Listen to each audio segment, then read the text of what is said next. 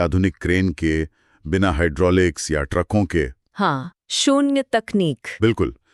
और 90 टन का मतलब लगभग 60 कारों के बराबर वजन का एक ग्रेनाइट का पत्थर एक 200 फीट ऊंचे टावर के बिल्कुल शिखर पर रखा जा रहा है। ये सोचना भी दिमाग घुमा देता है ना? हमारे पास जो ऐतिहासिक स्रोत हैं वो बताते हैं कि इसे संभव बनाने के लिए हाथियों की एक पूरी फौज और संभवतः कई किलोमीटर लंबे एक ढलान या रैंप का इस्तेमाल किया गया था। हाँ, ये महज वास्तुकला नहीं है। सही कहा। ये इंसानी जिद और इंजीनियरिंग का एक ऐसा चमत्कार है जो आज भी हमें हैरान कर देता है। तो हमारी आज की इस गहन चर्चा में हम उन स्रोतों और दस्तावेजों के पन्नों को पलट रहे हैं जो 700 से 1200 ईस्वी के प्रारंभिक मध्यकालीन भारत की तस्वीर पेश करते हैं। और ये बहुत जरूरी चर्चा है। बिल्कुल। अक्सर लोग, मतलब ज्यादातर लोग, इस दौर को प्राचीन भारत और मुगल या सल्तनत काल के बीच का एक वेटिंग रूम मान लेते हैं, या फिर सिर्फ राजाओं की आपसी लड़ाई का युग, जो कि सबसे बड़ी गलतफहमी है हमारे इतिहास को लेकर। वही तो। आज हम ये देखने वाले हैं कि ये कालखंड वास्तव में आधुनिक भारत की सांस्कृतिक और प्रशासनिक नींव का, जिसे हम कह सकते हैं, इंजन रूम था। बिल्कुल। और इस युग को केवल अंधकार युग या संक्रमण काल मान लेना, मतलब ये स्रोतों के साथ नाइंसाफी होगी। हाँ, जिन भव्य मंदिरों की हम आज बात करते हैं या हमारे गांव में जो पंचायत व्यवस्था आज काम करती है, बिल्कुल, उन सब की जड़ें इसी दौर में गहराई तक धसी हुई हैं। हमारे सुनने वालों के लिए ये जानना बहुत जरूरी है। बिल्कुल। लेकिन अगर हमें इस इंजन रूम को समझना है तो हमें सबसे पहले उस दौर के राजनीतिक भूगोल और सत्ता के संघर्ष को समझना होगा। जाहिर है। क्योंकि देखो, कोई भी बड़ा बदलाव या साम्राज्य हवा में नहीं बनता, वो जमीन, संसाधनों और भूगोल पर नियंत्रण से आकार लेता है। ठीक है, आइए इसे थोड़ा विस्तार से समझते हैं। जब मैं हमारे स्रोतों में 8वीं और 9वीं शताब्दी के राजनीतिक परिदृश्य को देखता हूं तो एक नाम बार बार गूंजता है, कन्नौज। हाँ, कन्नौज गुर्जर प्रतिहार, पाल और राष्ट्रकूट राजवंशों के बीच इस एक शहर को लेकर जो महासंग्राम चला, उसे त्रिपक्षीय संघर्ष कहा गया है। जी। मुझे ये आज के आधुनिक भू राजनीतिक जोक पॉइंट्स जैसा लगता है। मतलब जैसे सुएज नहर या मलक्का जलडमरू मध्य, जहां कब्जा करने का मतलब है पूरी दुनिया के व्यापार पर नियंत्रण। बहुत सही तुलना की आपने। लेकिन उत्तर भारत के इस एक शहर में ऐसा क्या जादू था कि ये तीनों महाशक्तियां पीढ़ियों तक इसके लिए खून बहाती रहीं? इसका जवाब दरअसल कन्नौज की भौगोलिक और आर्थिक स्थिति में छिपा है। अच्छा। हाँ, कन्नौज महज एक राजधानी नहीं था, ये गंगा और यमुना के उपजाऊ दोआब क्षेत्र का एकदम हृदय था। मतलब कृषि का केंद्र? बिल्कुल। जो भी कन्नौज पर नियंत्रण रखता, उसका पूरे उत्तर भारत के कृषि संसाधनों पर, यानी उस समय की सबसे बड़ी संपत्ति पर एकाधिकार हो जाता। ओहो। और केवल खेती ही नहीं, बल्कि उत्तरापथ के जितने भी बड़े व्यापारिक मार्ग थे, वो सब यहीं से होकर गुजरते थे। तो मतलब पैसा ही पैसा? अगर हम इसे भू राजनीतिक दृष्टिकोण से देखें तो राष्ट्रकूट दक्षिण के दक्कन से आ रहे थे, पाल पूरब यानी बंगाल से, और गुर्जर प्रतिहार पश्चिम से। सब कन्नौज की तरफ। हाँ, कन्नौज पर कब्जा करने का सीधा मतलब था तत्कालीन भारत के सबसे अमीर इलाके के खजाने की चाबी हासिल करना। लेकिन एक बात बताइए, इतने लंबे समय तक युद्ध लड़ने का तो कोई भारी आर्थिक नुकसान भी होता होगा? जाहिर सी बात है। मेरा मतलब है, जब आप दशकों तक सिर्फ युद्ध लड़ रहे हैं तो बाकी चीजों के लिए, विकास के लिए पैसा और समय कहां से आता था? यही तो इस दौर का सबसे दिलचस्प विरोधाभास है। इस निरंतर युद्ध ने इन साम्राज्यों के संसाधनों को बहुत हद तक निचोड़ लिया था। लेकिन क्या इसके बावजूद उन्होंने अपने अपने क्षेत्रों में अद्भुत काम किया। अगर हम पूरब में पाल राजवंश की बात करें तो उन्होंने कूटनीति और सॉफ्ट पावर का एक अलग ही रास्ता चुना। सॉफ्ट पावर उस जमाने में? हाँ, वे बौद्ध धर्म के संरक्षक थे। इस वंश के संस्थापक गोपाल ने उदंतपुरी विश्वविद्यालय की स्थापना की। अच्छा, शिक्षा के क्षेत्र में? बिल्कुल। और उनके विस्तारवादी पुत्र धर्मपाल ने, जिन्होंने वैसे कन्नौज के शासक इंद्रायुध को हराया भी था, उन्होंने प्रसिद्ध विक्रमशिला विश्वविद्यालय की नींव रखी। रुको एक मिनट, विक्रमशिला जैसे विश्वविद्यालयों को क्या हम सच में उस दौर की सॉफ्ट पावर कह सकते हैं? 100%। मतलब तलवारों के उस दौर में शिक्षा के केंद्रों पर इतना पैसा क्यों खर्च किया जा रहा था? क्योंकि ये महज दान पुण्य का काम नहीं था।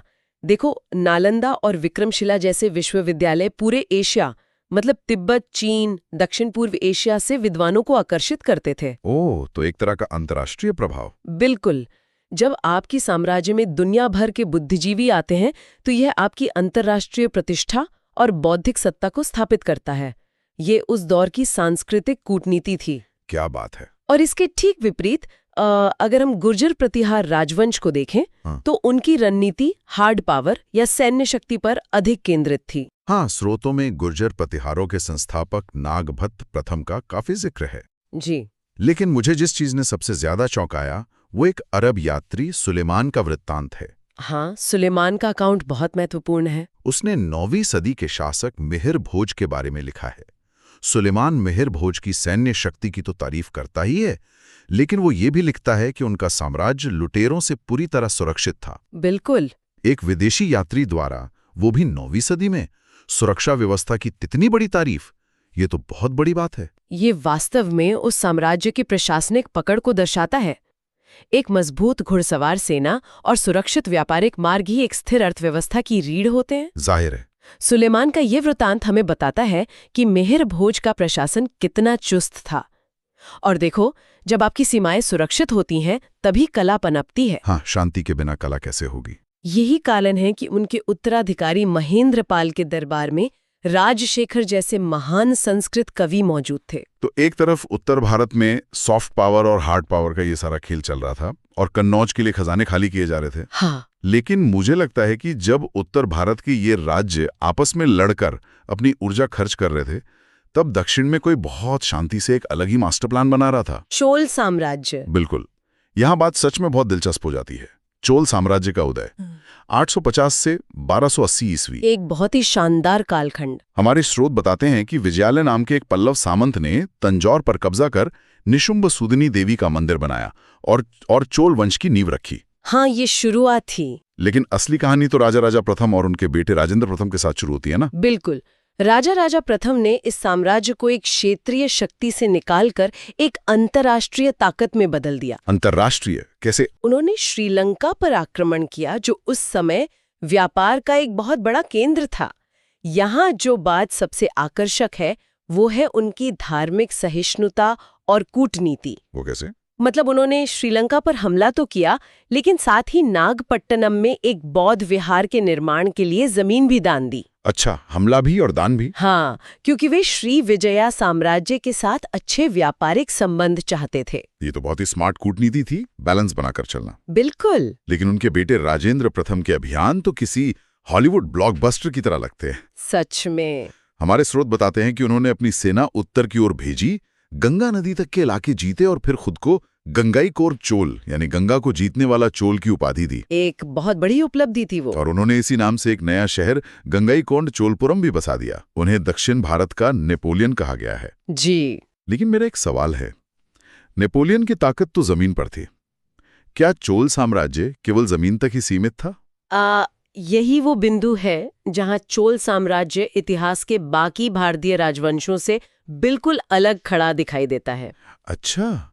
राजेंद्र प्रथम का विजन केवल जमीन तक सीमित नहीं था, वे समंदर के महत्व को बहुत अच्छी तरह समझ चुके थे। चोलों के पास उस दौर की सबसे शक्तिशाली नौसेना थी। सच में? हाँ, उन्होंने बंगाल की खाड़ी को वस्तुतः एक चोल झील में बदल दिया था। मैं यहाँ थोड़ा संदेह में हूँ। क्यों?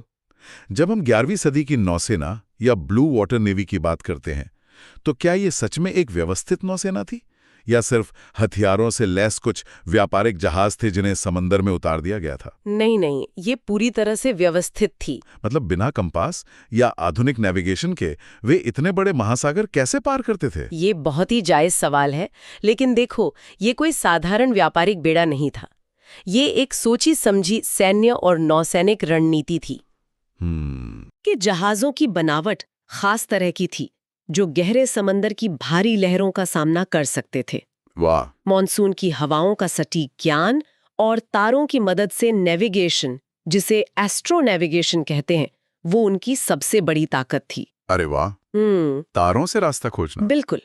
और जब श्री विजया साम्राज्य, जो आज का इंडोनेशिया और मलेशिया है, उसने चोल व्यापारियों के जहाजों पर भारी टैक्स लगाना शुरू किया, तो राजेंद्र प्रथम ने सिर्फ एक विरोध पत्र नहीं भेजा। तो उन्होंने क्या किया? उन्होंने समंदर पार एक पूरा नौसैनिक बेड़ा भेजा और श्रीविजया के कई बंदरगाहों को तबाह कर दिया। बाप रे। 11वीं सदी में समंदर पार सर्जिकल स्ट्राइक। हाँ, लगभग वैसा ही। और अगर हम इसके पीछे के कारण को, इसके क्यों को समझें, तो ये पूरी तरह से अर्थशास्त्र था। व्यापार का नियंत्रण। हाँ, चीन और अरब दुनिया के बीच जो भी व्यापार होता था, मतलब रेशम, मसाले, कीमती पत्थर, वो मलक्का जलडमरू मध्य से होकर गुजरता था, जो आज भी बहुत अहम है। बिल्कुल।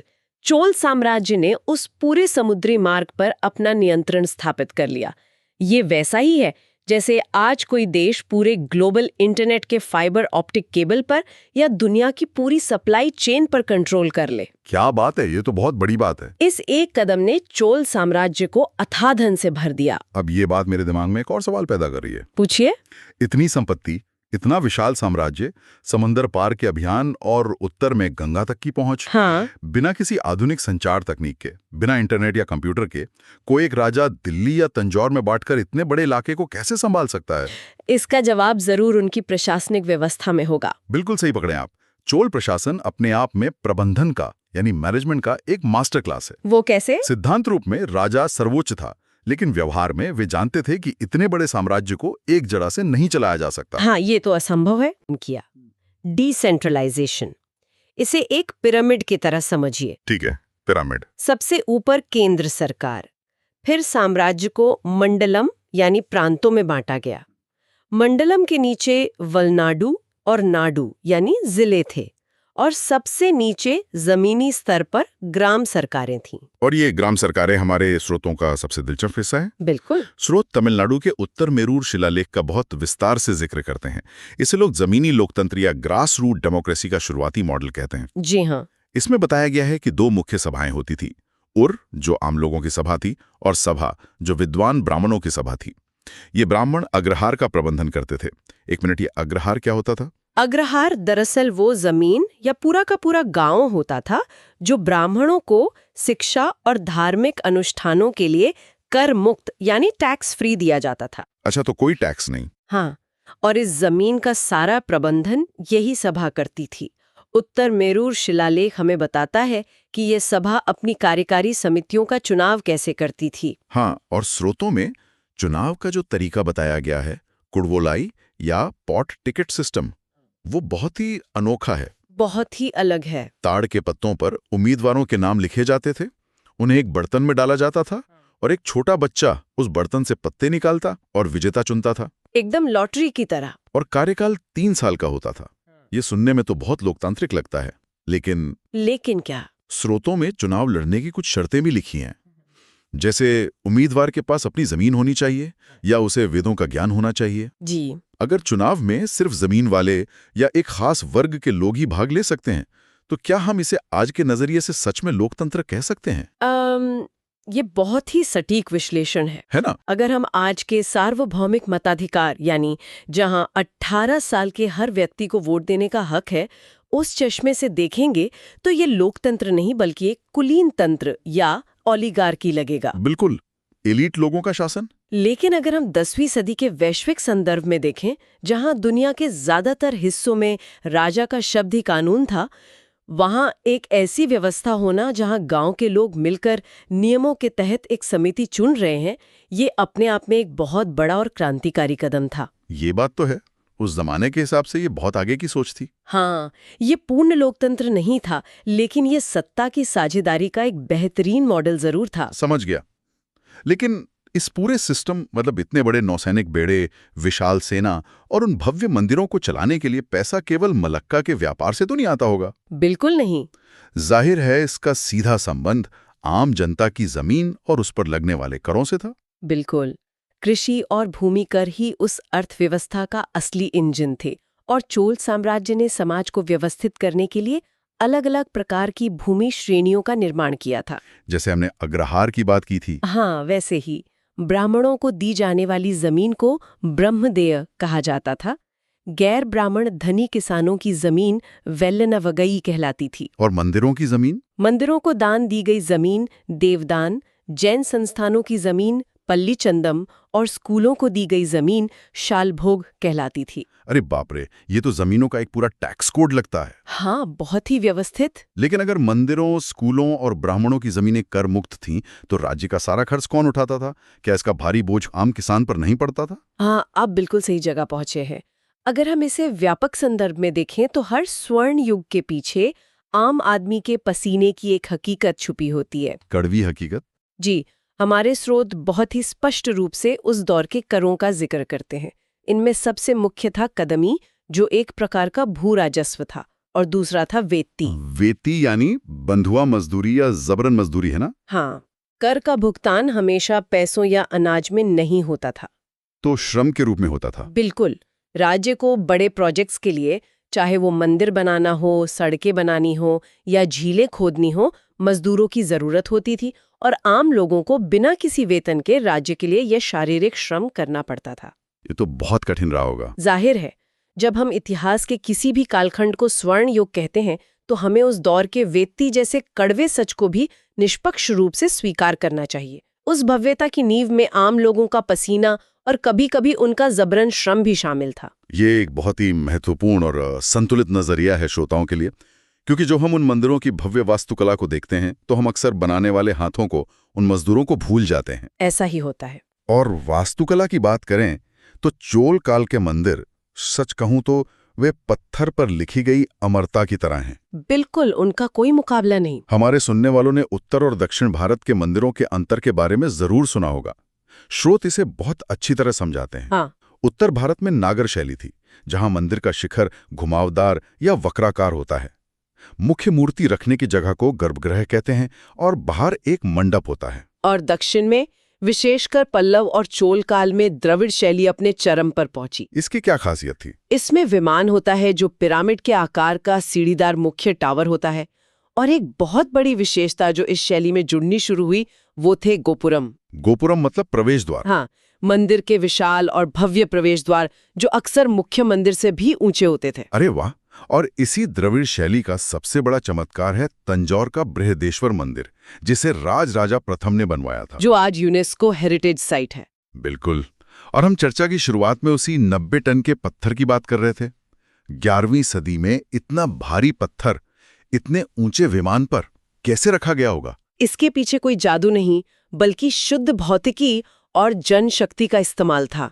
तो मतलब वो ढलान वाली बात सच है? हाँ, इतिहासकारों और वास्तुकारों का मानना है कि मंदिर के निर्माण के दौरान ही एक विशाल मिट्टी का रैंप या ढलान बनाया गया था। कितना लंबा रहा होगा ये?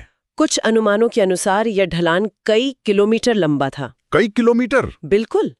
हाथियों और हजारों मजदूरों की मदद से उस 90 टन के कैपस्टोन को लकड़ी के रोलर्स पर रखकर धीरे धीरे उस रैंप के जरिए 200 फीट की ऊंचाई तक खींचा गया। ये कोई एक दिन का काम तो नहीं होगा? बिल्कुल नहीं, इसमें सालों लगे होंगे।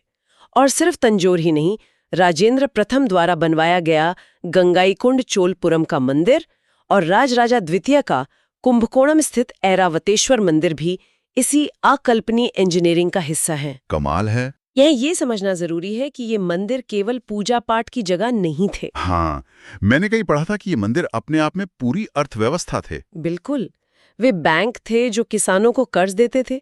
वे उस दौर के सबसे बड़े रोजगार प्रदाता थे। रोजगार भी? हाँ, जहां नर्तक, संगीतकार, मूर्तिकार और अकाउंटेंट्स काम करते थे। वे उस समाज का आर्थिक और सांस्कृतिक केंद्र थे। और जब मूर्तिकारों की बात आती है तो हम चोल काल की कांस्य कला या ब्रॉन्ज आर्ट को कैसे छोड़ सकते हैं? वो तो विश्व प्रसिद्ध है। हमारे स्रोतों में भगवान शिव की नटराज मूर्ति का बहुत प्रमुखता से जिक्र है। हाँ, शिव की वो तांडव करती हुई मुद्रा, जिसमें वे सृष्टि और विनाश का ब्रह्मांडीय नृत्य कर रहे हैं, बहुत ही प्रभावशाली। कलात्मक रूप से तो ये अद्भुत है ही, लेकिन मुझे इसके पीछे की तकनीक ने ज्यादा हैरान किया, जिसे लॉस्ट वैक्स तकनीक कहा जाता है।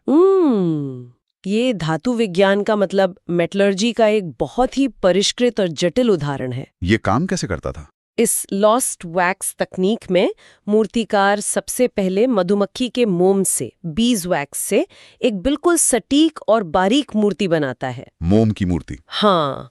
फिर उस मोम की मूर्ति पर खास तरह की मिट्टी का लेप लगाकर उसे सूखने दिया जाता है। जब मिट्टी सूखकर कठोर हो जाती है तो उसे भट्टी में पकाया जाता है। और गर्मी से वो अंदर का सारा मोम पिघलकर बाहर आ जाता है। बिल्कुल, मोम एक छोटे से छेद से बाहर बह जाता है, इसीलिए इसे लॉस्ट वैक्स कहते हैं। अच्छा, मोम खो गया। हाँ, और अंदर एक खाली सांचा या ढांचा बच जाता है। फिर उस गर्म ढांचे में पिघला हुआ कांस्य डाला जाता है। धातु ठंडी होने के बाद बाहर की मिट्टी को तोड़ दिया जाता है और अंदर से धातु की वो शानदार मूर्ति निकलती है। एकदम सही। बिना किसी आधुनिक थर्मामीटर के धातुओं के तापमान को नियंत्रित करना और ऐसी बारीक ढलाई करना, यह दर्शाता है कि 11वीं सदी के भारतीय कारीगरों का ज्ञान कितना उन्नत था। ये तो सच में अद्भुत है। तो अगर हम इस पूरी गहन चर्चा को एक धागे में पिरोएं, इस सब का आखिर मतलब क्या है? मतलब बहुत साफ है। कन्नौज के खूनी युद्धों से लेकर विक्रमशिला के शांत परिसरों तक और चोलों के अजेय समुद्री बेड़े से लेकर उन 90 टन के पत्थरों और नटराज की मूर्तियों तक, ये सब हमें क्या बताता है? ये हमें बताता है कि 700 से 1200 ईस्वी का काल केवल एक वेटिंग रूम नहीं था। ये वो समय था जब बड़े साम्राज्यों ने सैन्य विजयों के जरिए उस अकूत धन को इकट्ठा किया, जिसने वास्तुकला, कला और प्रशासन के एक क्षेत्रीय स्वर्ण युग को वित्त पोषित किया। बिल्कुल। उत्तर मेरूर जैसी पंचायतें, मलक्का तक फैला व्यापार और द्राविड़ वास्तुकला, आधुनिक भारत की सारी संस्थागत नींव इसी काल में इतनी मजबूती से रखी गई थीं कि वे आज भी हमारे समाज का हिस्सा हैं। ये सच में इतिहास को देखने का नजरिया बदल देने वाला है। एक आखिरी विचार जो मैं हमारे सुनने वालों के लिए छोड़ना चाहता हूँ। जरूर। जरा सोचिए, अगर तंजौर के बृहदेश्वर मंदिर के उस 90 टन के पत्थर को तराशने वाला कोई कारीगर या उत्तर मेरूर के चुनाव में ताड़ का पत्ता मटके में डालने वाला कोई आम नागरिक आज समय यात्रा करके हमारे बीच आ जाए, तो वे हमारे आधुनिक लोकतंत्र की जटिल चुनाव प्रक्रियाओं या आज के ग्लोबल सप्लाई चेन को देखकर क्या कहेंगे?